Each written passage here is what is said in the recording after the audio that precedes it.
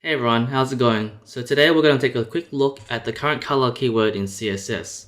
So this is one you might not have heard about, but essentially what it does is current color acts as a secondary variable based on the current value of the color property that you put on an element. So what this kind of means is that if you set the text color on an element to be red, for example, then the current color itself will be red as well. So it kind of references the same thing as the color property that you set.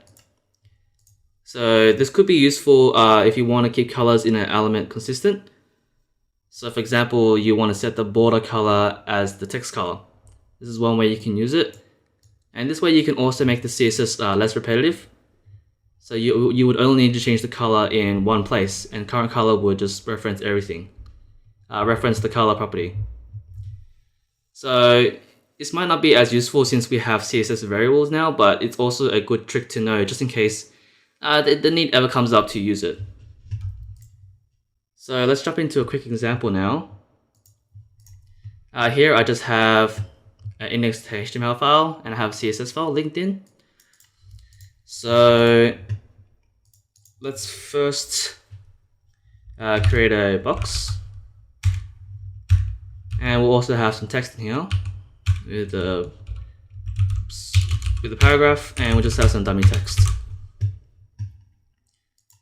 Now we just have this, and we go back. So ignore, this is just some styling purposes for the title. Okay, so now if we have this box here that we just created, let's say we want the text color to be red, like we said before. So we put this as red, and we go back. The text is red, but now we want to set the we want to have the border of this as the same color. So if I go back here, I can do a border of 2 pixels, solid, and so I could do red here, and that would work just fine. And I'm just gonna add some padding to make it look better. But another thing I can do is, instead of using red, this is where we can use current color. So if I just type in current color, then you can see here that the border is still red.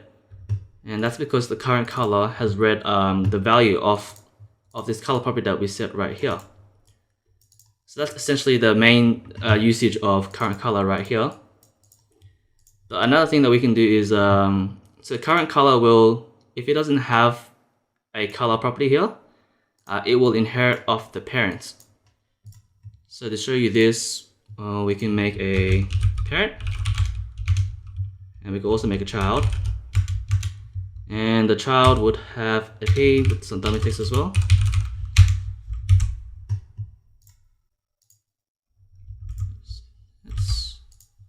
Yep, and we have the text right here for the child.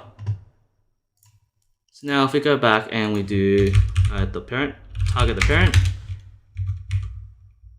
and we'll give this parent a color of, let's say, blue. And we'll also target the child. And we'll make we want a border 2 pixels, solid, and we'll say current color here. So now this border should be the same color as the parent, because even though it doesn't find a color here like you would expect, since this is gone, it will go up one level and try to find it from the parent element, which we have defined right here. So now if we go back to the site, we should see that this is blue text and a blue border as well. So that's essentially the main usage of current color. So that's about it for current color. I hope you enjoyed the video, and if you learned something new, let me know in the comments below, or like and subscribe, and I'll see you in the next one.